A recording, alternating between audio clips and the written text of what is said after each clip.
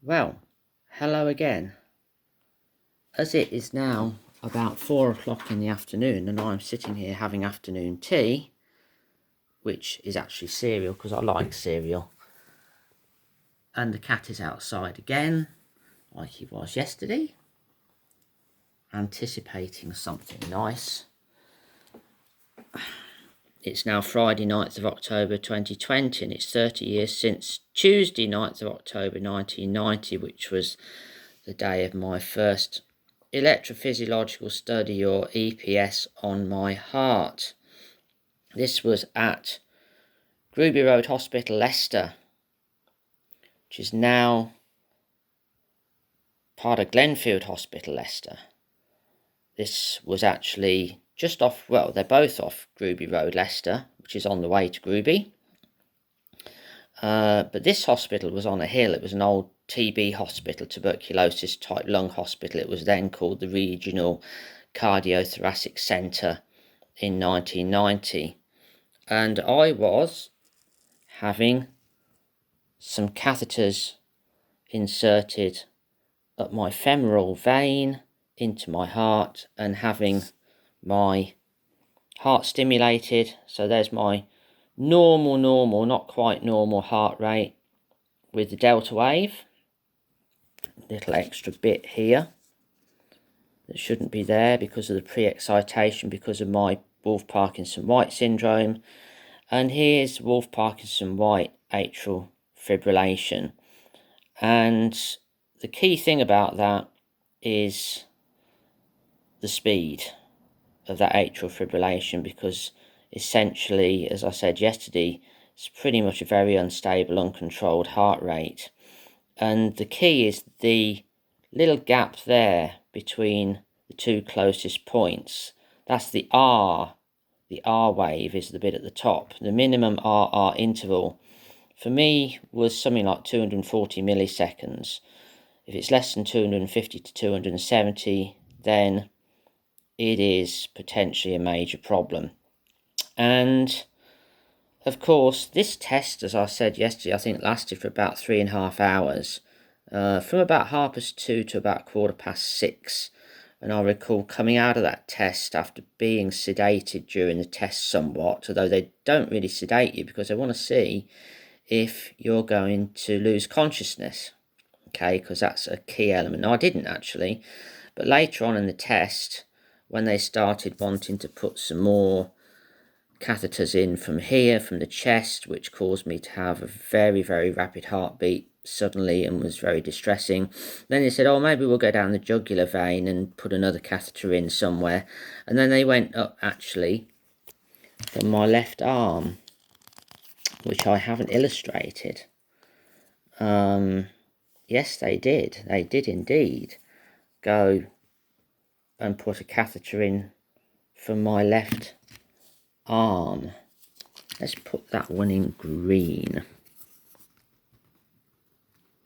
And I don't know exactly where this went in. It must have gone in a vein, so it must have come in to the right atrium somewhere, or maybe down to the ventricle. So let's put that one in from my left arm as well.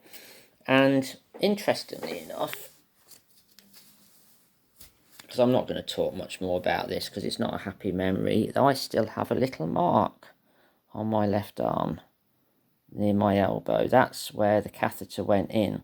Now, the catheters that went in the leg, the actual, so that's 30 years old right now, that mark. 30 years old right now. Because that was put in sort of late on at the test, probably about this time in the afternoon, when things were starting to go rather pear-shaped for me, or at least I felt.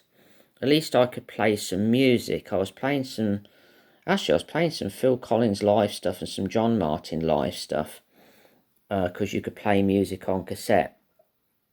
And I could never listen to the John Martin since, because it's too much of a sort of traumatic memory, really, in a way. It wasn't the most pleasant thing to have, because it also revealed that my condition was more serious than was thought before.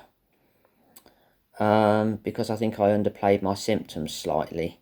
Anyway, So I'm not really going to talk much about that, except that when I came out from this 3.5 hour electrophysiological study, my parents were waiting for me. I didn't say much to them because I was completely knackered and I was still a bit sedated. And I had, I'd missed tea time because it was 6:15, 6:30 in the evening. And strangely enough, the nurses, the auxiliaries as they were called then, the care staff, they'd very kindly kept some meals back for me. They kept this gigantic chicken salad with extra bits of chicken, extra chicken drumsticks. And I had this huge salad with these 3 gigantic drumsticks, if I remember. And then I fell asleep immediately without saying goodbye to my parents, and they just went home. So they were certainly very worried about me at the time, and so they should have been. I'm going to give a little shout out. I'm not going to talk about that anymore today. I want to talk about electrophysiological studies in much more detail.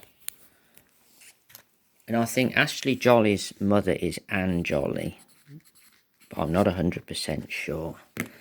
There's a charity called SADS, Sudden Arrhythmic Death Syndrome Charity, which is a tiny little charity run by Anne Jolly, whose son, Ashley Jolly, died aged 14 of long QT syndrome, of sudden cardiac death, when he should have got up in the morning to go to school. And I would shout out to that charity. It's a wonderful little charity. It's not a big one. You don't know, your money's not going to get lost there. They do a lot of wonderful work. They commemorate young people who've died from sudden death, arrhythmic death syndrome. They help their parents. They do retreats. They do a research conference at some point in the year. They usually have a conference every year, and they campaign very hard. Certainly in the past, they've campaigned very hard to have defibrillators installed in schools. And they're one of the main reasons why there's a defibrillator in your local Tesco's, if you have a superstore, most likely. And there's probably one in your school. And there's probably one in your workplace if you have a large workplace. It's down to these people, or a lot of it's down to these people campaigning to get these things so that young people and older people who have sudden arrhythmias like Wolff-Parkinson-White syndrome, but usually is more often associated with heart attacks, and sometimes associated with long QT syndrome and Torsades de Pointes TDP tachycardias, which are really pretty dangerous, very dangerous, and can lead to cardiac arrest and sudden death. This is a great little charity, and I really think you should check this charity out. I hope Anne Jolly is still running that charity, but I'm sure that it will have a long-term future because it's been going for 2 or 3 decades now, I think. And that charity deserves your attention. And on that note, I'm going to have my afternoon tea and wish you a very good day.